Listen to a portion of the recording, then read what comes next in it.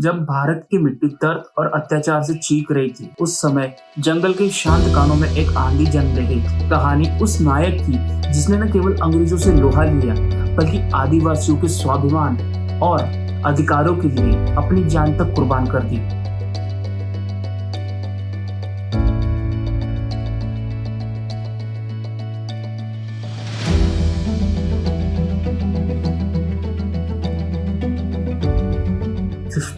नवंबर 1875 में तब की बंगाल प्रेसिडेंसी रांची जिले के एक छोटे से गांव सालगा में बिरसा मुंडा का जन्म होता है। उनके पिता का नाम सुगना मुंडा और मां का नाम तरमी हाटू था। उनका परिवार बेहद ही गरीब था, लेकिन मेहनती और संस्कारी था। बिरसा मुंडा के माता पिता काम के सिलसिले में हमेशा एक जगह से दूसरी जगह जाते रहते थे, क्योंकि उनकी कोई परमानेंट जॉब नहीं थी। जहां काम मिले वहां चले जाना ये उनकी रोजमर्रा की जिंदगी का एक हिस्सा था। बिरसा बचपन से ही बहुत ही इंटेलिजेंट थे और पढ़ाई लिखाई में भी काफी होशियार थे। उस समय उनके गांव में एक जयपाल नाम के गुरुजी हुआ करते थे। गांव में एक दिन जयपाल बिरसा से मिलते हैं और बिरसा के नॉलेज से काफी इम्प्रेस हो जाते हैं। जयपाल बिरसा से पूछते हैं कि वो कौन से स्कूल में पढ़ते हैं। बदले में बिरसा कहते हैं कि वो स्कूल नहीं जाते। ये बात जैसे ही जयपाल को पता चलती है तो वो तुरंत बिरसा के पिताजी से मिलने चले जाते हैं। जयपाल बिरसा के पिताजी से कहता है कि आपका बेटा बहुत ही होशियार है, आप इसे स्कूल क्यों नहीं भेजते? बिना स्कूल जाए ये इतना होशियार है, तो जरा सोचिए कि अगर ये स्कूल जाएगा तो और कितना होशियार हो जाएगा। जयपाल की बातें समझकर बिरसा के पिता बिरसा का स्कूल में एडमिशन करा लेते हैं। बिरसा के पिता एक अंग्रेज मिशनरी स्कूल में बिरसा का एडमिशन करवाते हैं, जहां उन्हें फोर्सफुली क्रिश्चियन धर्म अपनाने के लिए मजबूर किया जाता है। बिरसा थोड़ी देर सोच में पड़ जाते हैं, लेकिन वो मान जाते हैं और उन्हें एक नया नाम दिया जाता है, बिरसा डेविड। हालांकि इस दौरान उन्होंने अंग्रेजों के एजेंडे को समझ लिया था। उन्होंने समझ लिया था कि ईसाई धर्म का प्रचार उनके धर्म और संस्कृति के लिए खतरा है और उन्हें मिटाने की कोशिश है। यही से बिरसा मुंडा के मन में अपने लोगों की पहचान और उनकी सिक्योरिटी का डर उन्हें सताने लगता है। उन्होंने स्कूल छोड़ दिया और अपने समाज के बीच जागरूकता फैलाना शुरू कर दिया। साल 1890 में अंग्रेजों का अत्याचार अपने चरम पर जा चुका था। बिरसा ने आदिवासी लोगों और जमींदारों को एकजुट करना शुरू कर दिया और अंग्रेजों के खिलाफ उलगुलान नाम से एक विद्रोह शुरू कर दिया। उलगुलान यानी महान विद्रोह। ये विद्रोह सिर्फ एक लड़ाई नहीं थी, बल्कि आदिवासियों की जमीन, संस्कृति और सेल्फ रिस्पेक्ट बचाने की एक क्रांति थी। उन्होंने अंग्रेजों के खिलाफ गुरिल्ला युद्ध नीति अपनाई। 1890 में चाईबासा छोड़ने के बाद बिरसा और उनके परिवार ने ईसाई धर्म को छोड़ दिया। उस समय अंग्रेज गांव वालों पर बहुत अत्याचार कर रहे थे। गांव वालों से मनचाहा टैक्स लेना और जो ईसाई धर्म नहीं अपनाता था उनके सारे कर्जे दुगने कर देना, ये सब उस समय अंग्रेजों की मनमानी चल रही थी। बिरसा ने एक दिन गांव के बीच में एक मीटिंग बुलाई। बच्चे, बूढ़े, आदमी, हर कोई बिरसा की बातें सुनने के लिए इकट्ठा हो जाते हैं, जहां बिरसा उनसे कहते हैं कि कोई भी अंग्रेजों को टैक्स नहीं देगा। हमारा जल, हमारी धरती और हमारा जंगल ये हमारी विरासत है कि अगर वो एकजुट हो जाएंगे तो कोई भी ताकत उन्हें झुका नहीं सकती। यह धरती हमारी है और इसे बचाने का जिम्मा भी हमारा है। हम अन्याय सहने के लिए पैदा नहीं हुए। इसके बाद बिरसा और उनके साथी अपने जंगलों पर ब्रिटिश कब्जे का विरोध करते हैं और इन जंगलों को फिर से आदिवासियों को दे दिया जाए, ऐसा ब्रिटिश सरकार पर दबाव डालते हैं। बिरसा और उनके साथी अंग्रेजों के खिलाफ जोरदार लड़ाई करना शुरू कर देते हैं। गवर्नमेंट ऑफिस और पुलिस चौकियों पर हमला शुरू कर देते हैं। इस तरीके की घटनाओं से ब्रिटिशर्स को लगने लगा कि बिरसा का बढ़ता हुआ प्रभाव उनकी सत्ता के लिए बहुत बड़ा खतरा है और फिर 24 दिसंबर 1899 को बिरसा ऑफिशियली अनाउंस करते हैं अपने इस महान विद्रोह का। बिरसा हर जगह अंग्रेजों का झंडा काटकर आदिवासियों का सफेद झंडा वहां पर लहराते हैं। इस विद्रोह की शुरुआत तीरों से हमला करना और अंग्रेजों के ठिकानों पर आग लगाने से हुई। बिरसा मुंडा का विद्रोह अब काफी जगह फैल चुका था, लेकिन रांची जिले में जो ये कुटी जगह थी वो इस आंदोलन का सेंटर था। इसके बाद क्रिश्चियन स्कूलों पर हमला किया जाता है। इन सब घटनाओं को क्रांतिकारियों की एक बड़ी अचीवमेंट माना जाता है। ये सिलसिला 1 महीने तक चल रहा था और थमने का नाम नहीं ले रहा था। इसकी एक वजह ये भी बताई जाती है कि आंदोलन शुरू होने से पहले कि एक रात ब्रिटिश पुलिस ऑफिसर चीफ हाथी पर बैठकर कुछ पुलिस वालों के साथ गांव में आता है और बिरसा को सोता हुआ देख बिरसा के मुंह में कपड़ा ठूसकर बिरसा को अरेस्ट कर लेता है। इसीलिए उन्होंने अपने लोगों को भी बता रखा था कि उनके जाने के बाद इस विद्रोह को और तेज करना है। बिरसा को 2 साल की जेल होती है और 50 रुपए का जुर्माना लगता है। उस समय के 50 रुपए आज के लगभग 5,000 रुपयों के बराबर थे। बिरसा को जेल में डालने का असली मकसद बिरसा द्वारा चल रहे इस आंदोलन को रोकना था। लेकिन जब बिरसा जेल में थे तब उनके पिता की किसी कारणवश मौत हो जाती है। दरअसल महारानी विक्टोरिया की शासनकाल की डायमंड जुबली की सेलिब्रेशन की वजह से बिरसा को समय से पहले रिहा कर दिया जाता है। इसके बाद भी बिरसा रुकते नहीं है। वो अपने संगठन को और दुगनी तेजी से फैलाते हैं और 2 ग्रुप्स बना लेते हैं। एक ग्रुप धर्म का प्रचार करेगा और एक ग्रुप विद्रोह करता रहेगा, क्योंकि बिरसा को अपना धर्म भी बचाना था और अपनी धरती भी। ये दोनों ग्रुप्स सीक्रेटली अपना काम करना शुरू कर देते हैं और बिरसा उस समय जगन्नाथपुरी की यात्रा पर चले जाते हैं। अब समय बीतता है और कुछ महीनों बाद अंग्रेज फिर से बिरसा को अरेस्ट करने की प्लानिंग करते हैं, क्योंकि बिरसा धीरे धीरे इतने ताकतवर हो जाते हैं कि अब वो ईसाइयों और ब्रिटिशर्स के लिए खतरा बन चुके थे। बिरसा ये बात भी अच्छे से जानते थे कि अंग्रेज उनको पकड़ने के लिए हर हथकंडे अपनाएंगे। इसके बाद बिरसा गांव के किसी सीक्रेट जगह पर छुपकर पूरे आंदोलन की प्लानिंग करते हैं। बिरसा अपने 5 भरोसेमंद आदमियों को चुनते हैं और उन्हें आगे की प्लानिंग, एग्जीक्यूशन और अपने छुपे रहने की जगह बताते हैं। यानी इन 5 लोगों को छोड़कर किसी को नहीं पता था कि बिरसा कहाँ छुपे हैं। और इन्हीं 5 लोगों पर जिम्मेदारी होती है कि गांव वालों के साथ मिलकर पूरी प्लानिंग को एग्जीक्यूट करने की। उन 5 लोगों में से जिसका नाम दीपक बताया जाता है, वो पल पल की खबर बिरसा को उनकी सीक्रेट जगह जाके देता था। बिरसा दीपक को कुटू गुट्टू के चर्च को निशाना बनाने को बोलते हैं, क्योंकि उस चर्च में अंग्रेज दूर दूर से प्रेयर करने आते थे। यानी ये चर्च दूर दूर तक बहुत ही फेमस था और अगर इसे निशाना बनाया जाए तो अंग्रेजों को काफी बड़ा झटका मिलेगा। दीपक बाकी साथियों को इस प्लान की जानकारी देते हैं और फिर दीपक और उनके साथी मिलकर इस चर्च पर हमले की प्लानिंग शुरू कर देते हैं।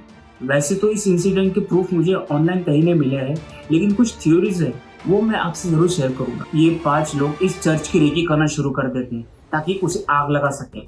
दरअसल ये चर्च काफी फेमस होने की वजह से इस चर्च का जो मैट था वो काफी गंदा हो जाता था और इसे साफ करने के लिए बार बार सफाई कर्मचारी की जरूरत पड़ती थी। और यही बात बिरसा के इन 5 साथियों को पता चल जाती है और इन्हें एक मौका दिखाई देता है। अब इन 5 लोगों में से एक सफाई वाला बनकर उस चर्च में काम करना शुरू कर देता है और उस चर्च की पूरी डिटेल्स जमा कर लेता है। चर्च के पीछे एक खिड़की होती है, उसको ये किसी तरह लूज कर लेता है ताकि बाकी के 4 साथी आराम से अंदर घुस सके।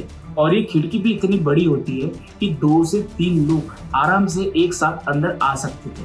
तो प्लानिंग एग्जीक्यूट करने के बाद भागना इनके लिए ज्यादा मुश्किल काम नहीं। और 28 जनवरी 1900 को ये 5 लोग कुछ गांव वालों के साथ मिलकर उस खिड़की से अंदर घुसते हैं और मिट्टी का तेल छिड़क कर उस चर्च को आग लगा देते हैं। और आग लगाने के बाद ये लोग वहां से भाग जाते हैं। प्लान सक्सेसफुल होता है और इस घटना की खबर अंग्रेजों को मिलती है और अंग्रेज इस बात से बहुत नाराज हो जाते हैं और अंग्रेजों को उनके गुप्तचरों से पता चलता है कि ये सब बिरसा ने किया है।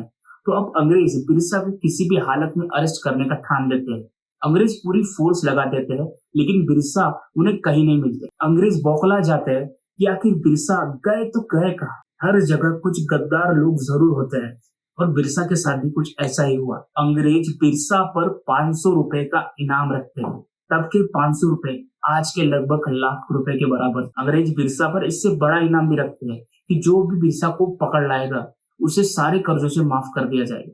उधर बिरसा दीपक से पूछते हैं कि उनकी सीक्रेट जगह की जानकारी गलती से लीक तो नहीं हो गई, किसी को कुछ पता तो नहीं चला।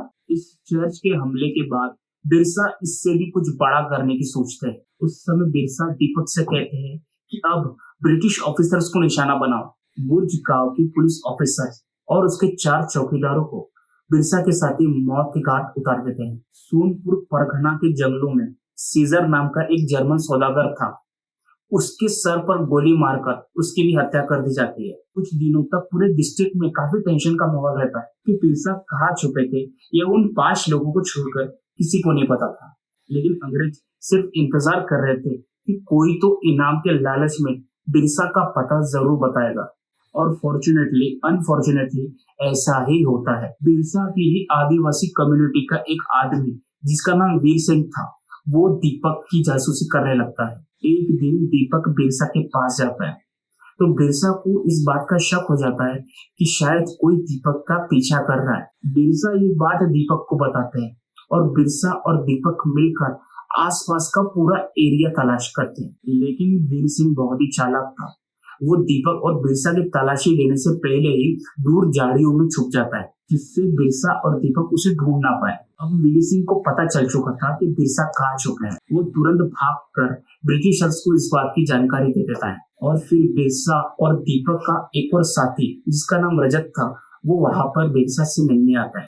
और अब बिरसा, दीपक और रजत, इन तीनों को बिल्कुल भी आइडिया नहीं था कि आगे उनके साथ क्या होने वाला। अंग्रेज बिल्कुल भी देरी नहीं करते और उस जगह को घेर लेते हैं और फिर अंग्रेज बिरसा, दीपक और रजत, इन तीनों को अरेस्ट करके इनको जेल में डाल देते हैं।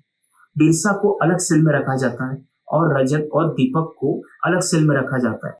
कई हफ्ते बीतने के बाद बिरसा के जो बाकी साथी थे, अंग्रेज उन्हें भी गिरफ्तार कर लेते हैं। और अब बिरसा के गिरफ्तार होने के बाद धीरे धीरे ये विद्रोह पूरी तरह से ठंडा पड़ चुका था। दरअसल जेल के अंदर उनके और बाकियों के सेल के सामने ही एक आंगन था और हमेशा उस आंगन में इकट्ठा होकर बिरसा जोर जोर से नारे लगाते थे। लेकिन एक दिन अचानक पता नहीं कैसे बिरसा अपने सेल से बाहर ही नहीं आते। बिरसा के बाकी साथी भी काफी हैरान हो जाते हैं कि बिरसा अभी तक बाहर क्यों नहीं आए। बिरसा के साथी और गांव वाले उन्हें धरती आबा कहकर बुलाते थे। धरती आबा मतलब धरती के पिता। खाने का समय हो चुका था। जेलर बिरसा को खाना देने के लिए उनके सेल के पास आकर उन्हें खाना देता है। बिरसा दूसरी तरफ दीवार की तरफ मुंह करके सोए हुए थे। जेलर आवाज लगाकर आगे बढ़ जाता है। कुछ समय बाद जेलर वापस आता है देखने के लिए कि सबने खाना खाया या नहीं। और जब वो बिरसा के सेल के पास आता है तो वो देखता है कि बिरसा अभी भी दीवार की तरफ मुंह करके सोए हुए थे और उन्होंने अपना खाना भी नहीं खाया था। जेलर जोर से आवाज लगाता है लेकिन बिरसा कोई रिप्लाई नहीं देते और जैसे ही वो अंदर जाकर देखता है तो वो हैरान हो जाता है। बिरसा का शरीर पूरी तरीके से नीला पड़ चुका था। बिरसा सांस भी नहीं ले रहे थे। जेलर भागकर ब्रिटिश ऑफिसर्स को बुलाता है। ब्रिटिशर्स कंफर्म करता है कि बिरसा मुंडा मर चुके हैं। पूरी जेल में सन्नाटा पसर जाता है और हर कोई हैरान रह जाता है कि आखिर अचानक बिरसा की मौत कैसे हो गई।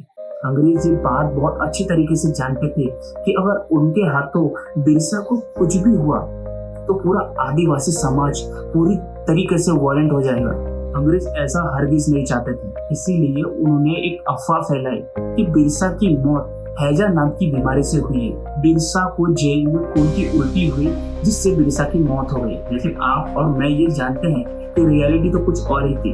बिरसा के जाने के बाद पूरे एरिया में मातम पसर जाता है। अब कहानी तो ये बताई जा रही थी कि बिरसा की मौत हैजा नाम की बीमारी से हुई है, लेकिन गांव वालों को और बिरसा के बाकी साथियों को ये अंग्रेजों की एक साजिश लगती है, क्योंकि जो जेलर बिरसा को खाना देने आता था बिरसा की मौत के बाद अचानक गायब हो गया और किसी ने भी बिरसा की मौत के बाद उसे नहीं देखा। धरती आबा भगवान बिरसा मुंडा 9 जून 1900 को इस दुनिया को छोड़कर चले जाते हैं। और ये बात अंग्रेज अच्छे तरीके से जानते थे कि अगर उन्होंने गांव वालों को और छेड़ा तो ये उनके लिए खतरा बन सकते हैं, क्योंकि बिरसा मुंडा की मौत के बाद अंग्रेजों के खिलाफ आदिवासियों में गुस्से की भावना थी। इसीलिए 1908 को छोटा नागपुर एक्ट 1908 इंट्रोड्यूस होता है। इसलिए अब आदिवासियों की जमीन पर कोई बिजनेसमैन, साहूकार या जमींदार कब्जा नहीं कर पाएगा।